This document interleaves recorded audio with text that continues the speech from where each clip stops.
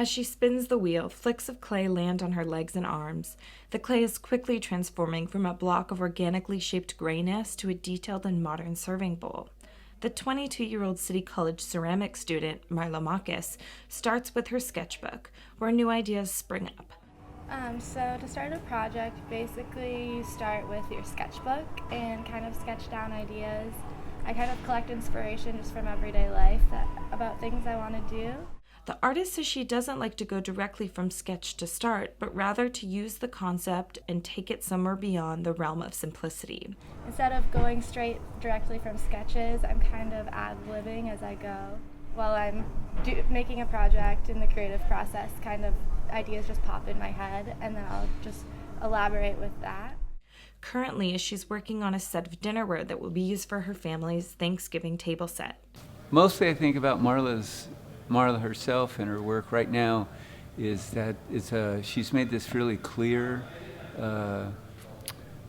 she has this clear dedication to her work. Her newest venture is creating hundreds of glazed bowls and plates, leading her to sell them to a local business, the plant-based restaurant Mesa Verde. Makis's bowls are used to plate several dishes, such as ras el hanout linguine, house-cured olives, and raw vegan creations. It all starts with clay, a big block of it that is ready to be manipulated into any shape, form, or figure. After the pieces have been sculpted, she rubs wax resistant on the bottom of the pieces to avoid them getting stuck to the kiln surface. From this point, the piece has finished drying and it's time to choose colors. So basically with glazing, you can make it a very extensive project. It's almost a project within itself, just getting glazes together that you like. The pigments are made from chemical compounds. Nickel carbonate, cobalt carbonate, and red art clay are used to establish various colors. After this, high-fire glazes are chosen, from Shiner green to Oregon yellow to blue ice, and an array of options are available.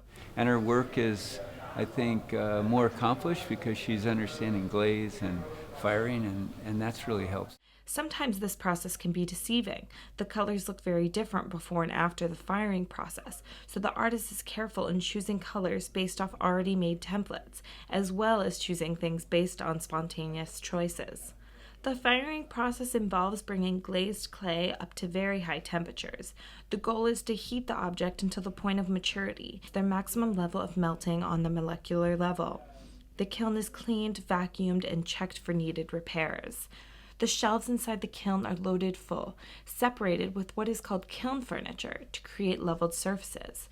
The pilot light is lit and the waiting begins, while having to constantly check on it to avoid any mistakes or accidents. And ultraviolet glasses are needed to see. Once the kiln is cool enough to unload the pieces, Makis and other ceramics artists carefully begin the process of taking them out one by one. Opening the kiln and getting out your pieces, everyone around the ceramics labs always say it's like Christmas or your birthday, but better. So it's really, really exciting to open the kiln and see the final project all finished. It takes a lot of time and effort, so it's really gratifying seeing all that come out into some beautiful creation. The whole thing is a meditative process for her, and it seems just that way when walking through the ceramic studio any day of the week.